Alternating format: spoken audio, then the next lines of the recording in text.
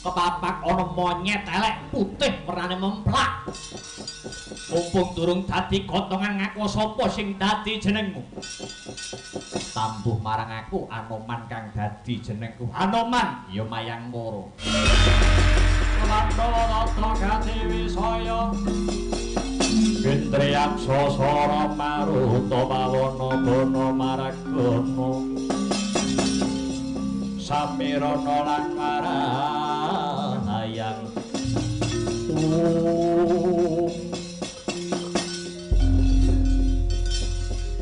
Patih patihku sing dak tresnani patih Kalaludraka kula wonten dawuh tinimbalan sinuwun Prabu Baranjana miji dhumateng Kang Patih kula pun Kalaludraka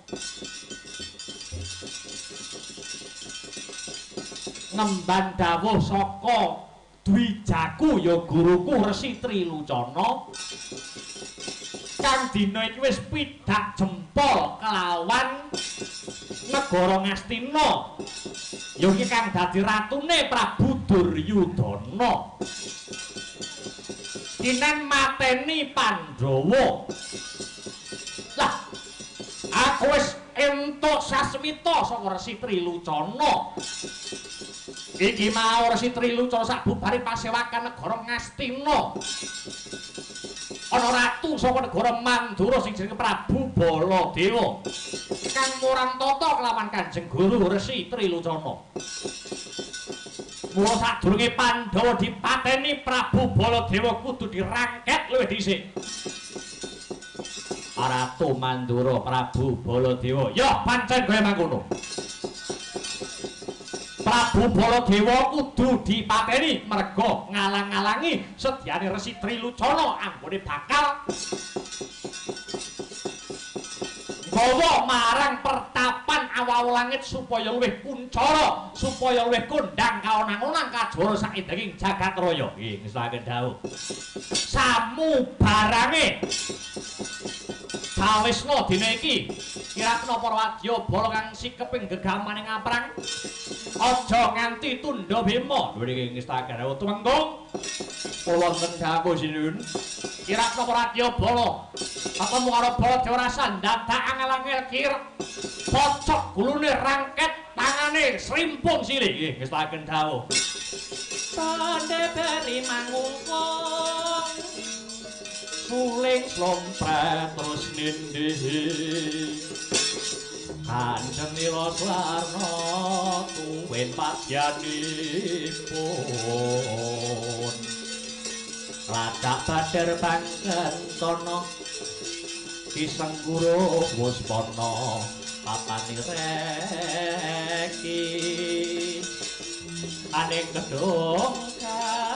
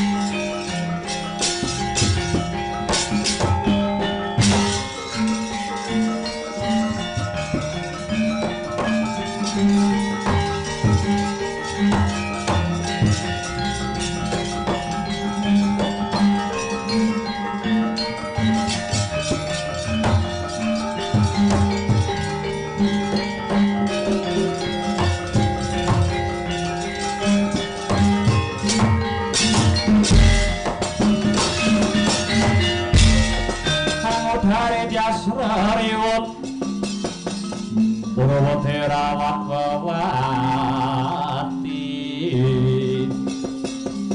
wedi lamun kauningan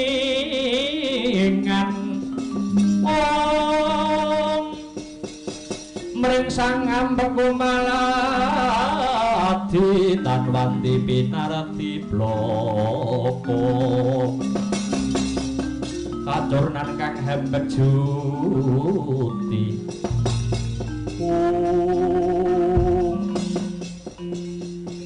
sembah pangabekti kula kunjuk paduka sinuwun ing Mandura sungkem kula kunjuk bekti kula kunjuk sungkemku katur Pakde Bule Mandura Pakde Baladewa lah dalah ya jagat dewa Bathara jagat pangengstu ngara ya Anoman Antarja Gatotkaca lan kuwi Antasena wis ndak tampa mosik to iki ora kencan ora semayan lah kok ketemu ana tengahing delanggung kaya ngene iki arep do tindak ngendi nyuwun pangapunten yektosipun waleh-waleh menapa sinuwun bot-botipun tinangisan dening para putra Pandhawa ingkang ripalenggan sakmangke kecalan pengayom inggih awit mendranipun Alendra Agung ing Ngamarta Sri Puntadewa miwah adi kula ing Jodipati pun Werkudara ingkang murca tanpa pepoyan ingkang andadosaken goreh rongipun para putra Pandhawa mila lajeng sambat dumateng kula nganti kula madosi baya wonten pundi papan dunungipun pepundhen para Pandhawa kala wau sumpahipun para putra Pandhawa boten badhe wangsul menawi wangsulipun boten nderekaken Prabu Puntadewa miwah Yayi Werkudara lah dalah ya nanging aja wasu melang rasamu para Pandhawa nyadat saben-saben ninggalake praja baline mengko bakal nggawa kamulyan lan katentreman tumraping jagat Ngamarta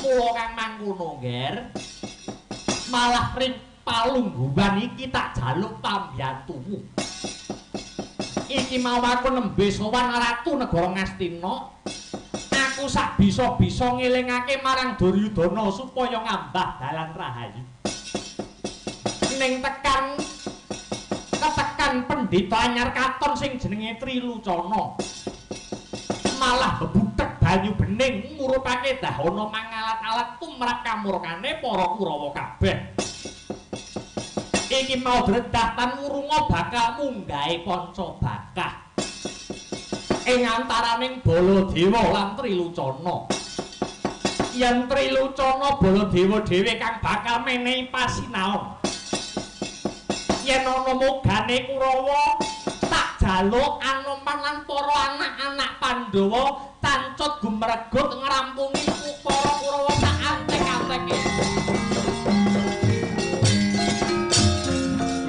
Sikra kala kang kuningal rancampu samyong kali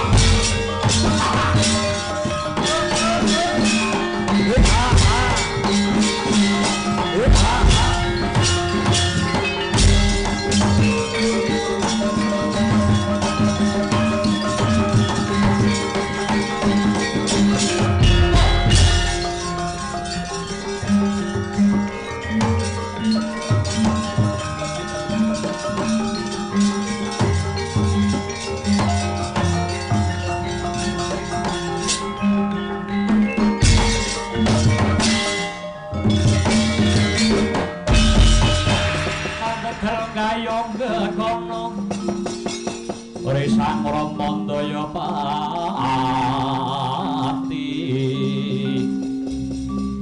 ana yaksa goncang krana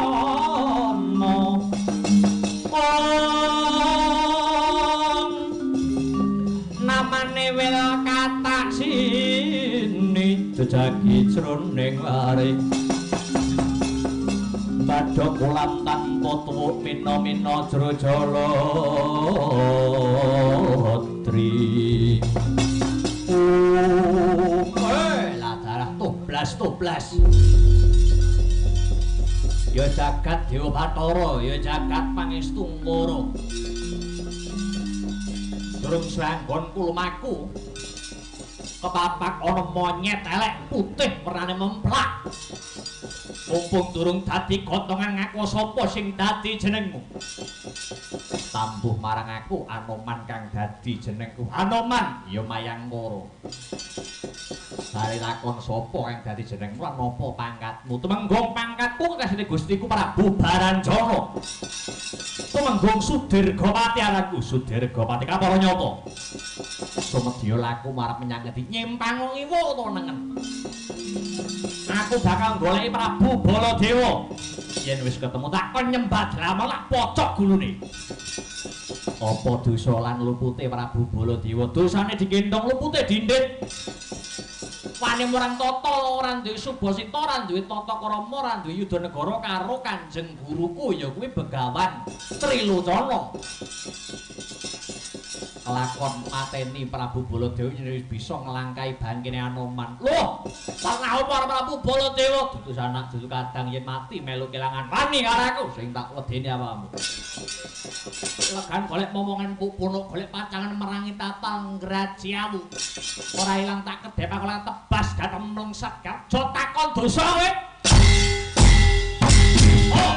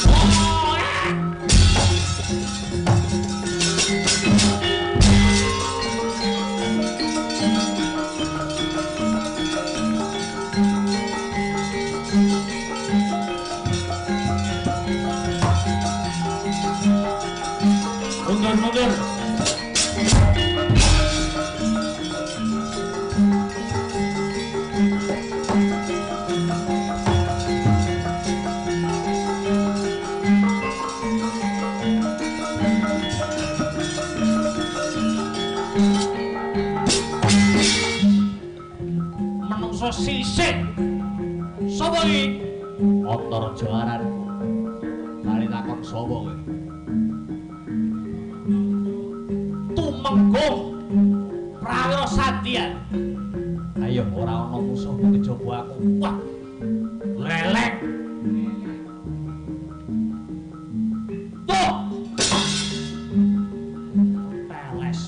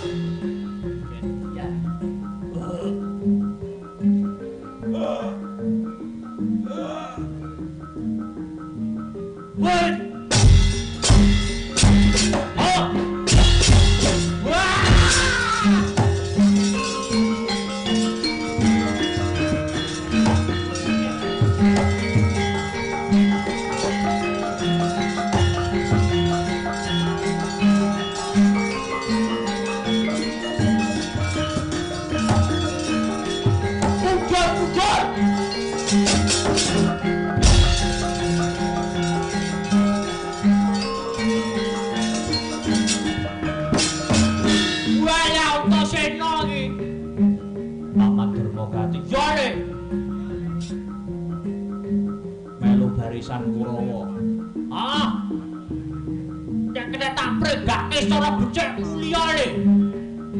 Mulya. Kowe musuh papanmu Durma Ganti ramoga mulya le. Tangan kiwa rumah sakit, tangan tengen kuburan. Ayo. Ora bakal menang musuh Durma Ganti. Ayo. Maju kepara ngarsa ora bakal digrik uluku salomba. Lakon mati dening kowe aku.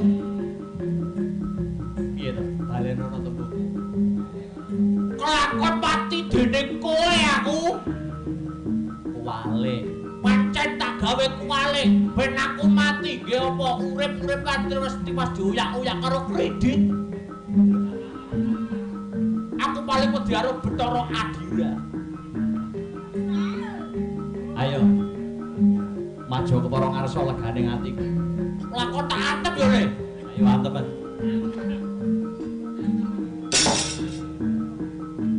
Modiar kowe. Ayo.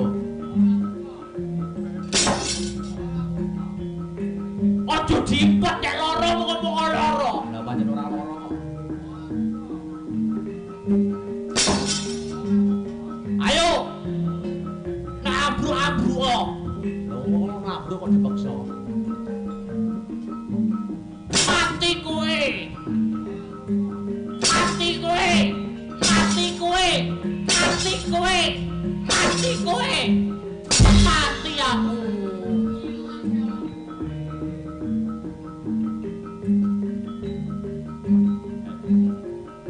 Mantep ping telu-telu le. Ping telu-telu. Aku ping telu, kowe ping telu ya.